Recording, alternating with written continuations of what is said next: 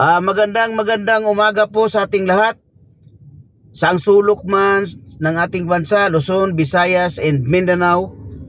Good morning po sa inyo lahat. Meron na akong bigyan ng opinion reaction yung tungkol to doon sa sa baha sa Cebu.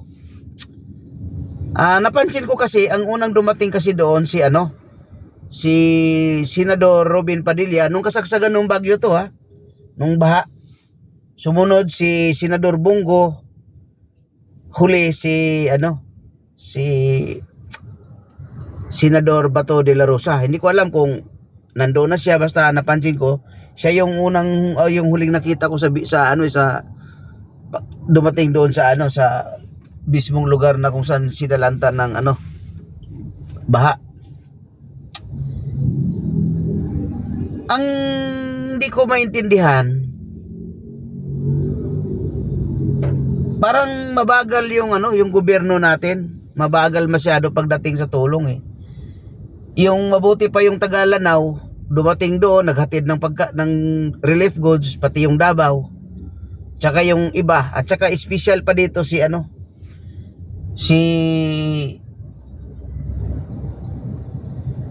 Edo Manzano. Personal siya naghatid ng mga relief goods doon sa Davao, sa Cebu. Alam yung tao na yan, wala namang trabaho sa gobyerno yan Pero anong ginawa? Pinakita niya na mahal niya ang mga kapwa niya Pilipino. Kung ganyan lang sana lahat ng mga opisyal natin, na pagdating sa mga sakuna, sama-sama, magaan sana ang daloy ng tulong. Mabilis. Kahit pa paano mayroong inaabot, di ba? Pero ang magagawa sana ng mabilis na paraan para makakain kaagad ang mga tao, gobyerno sana. Si Pangulong BBM Marcos sana yung unang dumiskarte ng ganun. Ang ginawa nyo po sana, di ko naman sasabing nagmamagaling ako, lahat po sana ng fast food chain, Luzon, Visayas, and Mindanao, pinatigil nyo muna sana ng operasyon. Lahat ng pagkain nila, deliver muna sa Cebu. Mayroon naman tayo mga private, mga eroplano na pwedeng maghatid doon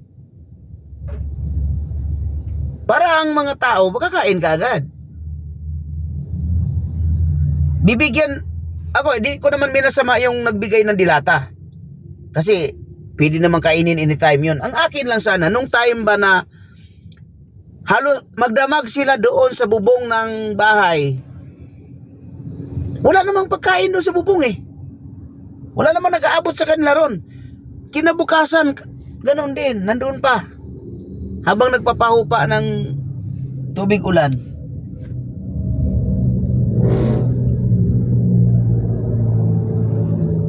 Dapat ang tulong sana, pagkain na kaagad. Diba? Presidente kayo, di nyo Maria. Pakilusin mo yung mga sundalo mo na, o lahat kayong mga armed forces, o saan mang sa mga military, o Air Force, Navy, Marines, Police, deliver mo na kayo ng pagkain sa Cebu. Yung nakaripak na ng pagkain, kakainin na lang pag abot. Bibigyan natin ng dilata yan, magsasahing pa yan saan magluluto yan basa nga yung lupa. Ano igagatong mo yan? Daliri?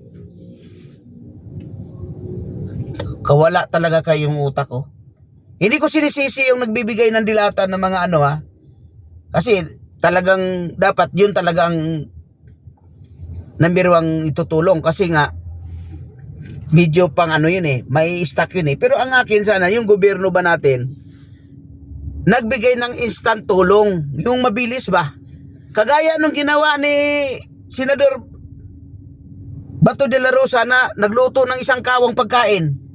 O di pag-abot dating doon sa ano, abot-abot na lang o kakainin na lang.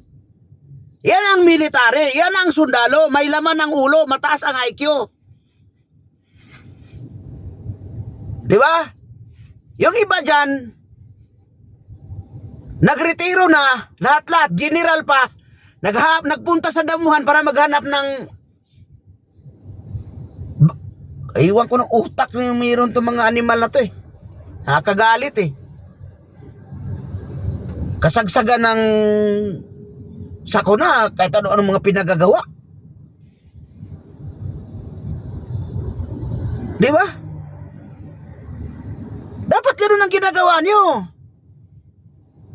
Nagpakitang gilas kayo dahil lalo ka na, Romualdez, nung binagyo ka doon sa inyo, sa nung panahon ng Yolanda, hindi kayo pinabayaan ng mga Pilipino. Number 1, taga Davao. Si PRRD pumunta kaagad doon sa lugar ninyo. Tinulungan kayo. Hindi kayo pinabayaan. Bakit ngayon para kang para kang bubuyog? Lalabas ka lang pag nangagat. Pag wala kang nanaising kagatin, nagtatago ka sa lungga mo.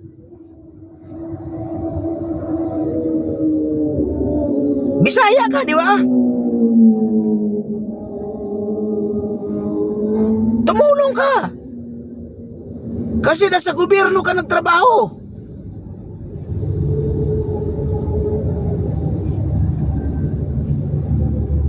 Hindi naman sa panunumbat yan, Martin Romualdez. Tumulong po kayo. Kasi di naman yan malayo sa lugar mo yung Cebu.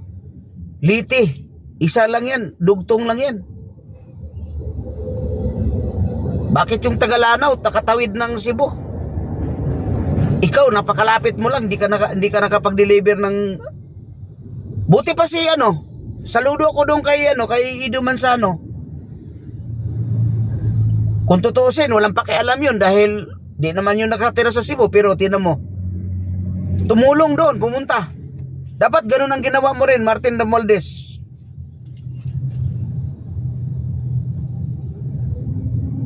Hindi lang puro AX tupad lang ng alam mo. Kaya nga naubos yung budget nyo dahil yung sistema sa pagtulong sa mga Pilipino wala sa hulog. Kaya pagdating ng sakuna, wala nang may abot. Mga lintik talaga kayo. Nakagalit lang unang-una, sa totoo lang, nang nakapagbigay ng emosyon doon yung bata na kalong-kalong nung nanay niya na nasa bubong, nasa taas ng bubong. Na hindi nga sila makababa dahil may tubig eh. Dapat yun ang iniisip niyo. Para sa inyo, Mr. President Marcos, dapat po lawakan niyo pa po yung mga niyo, yung pag-iisip niyo, di yung nakakonsentrate lang kayo sa isang bagay. Utusan niyo yung mga sundalo na tumulong sa pag-asikaso doon.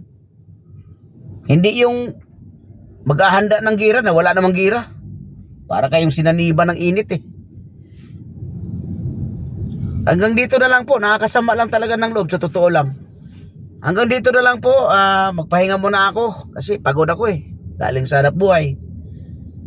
Maraming pong salamat sa inyong pagsubaybay. Sana